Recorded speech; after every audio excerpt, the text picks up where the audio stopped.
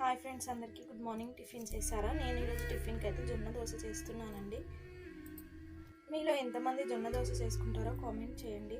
ఏం లేదండి, దీనికోసం ఒక గ్లాస్ జొన్నలు, 1.5 గ్లాస్ బియ్యము, అలాగే ఒక హాఫ్ గ్లాస్ వరకు మినపప్పు వేసుకోవాలండి. ఒక టీ స్పూన్ వరకు మెంతులు వేసుకోవాలి. మెంతులు అనేది ఒంటికి బాగా చలవ చేస్తాయి. ఈ జొన్న దోశ చేసుకునేటప్పుడు జొన్నలు ఉదయాన్నే నానబెట్టేసుకోవాలండి. ఎందుకంటే జొన్నలు నానడానికి చాలా టైం పడుతుంది కదా, అవి కాస్త గట్టిగా ఉంటాయి కదా.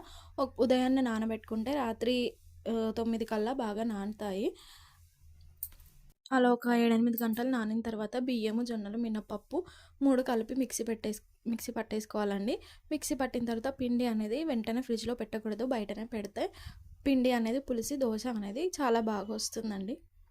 ఇంకా ఇందులో టేస్ట్ కోసం కావాలంటే మీరు ఒక 2 స్పూన్స్ వరకు కందిపప్పు, అలాగే ఒక 2-3 స్పూన్స్ వరకు శనగపప్పు కూడా వేసుకోవచ్చండి. ఇలా వేసుకుంటే రుచి అనేది ఇంకాస్త బాగుంటుందండి.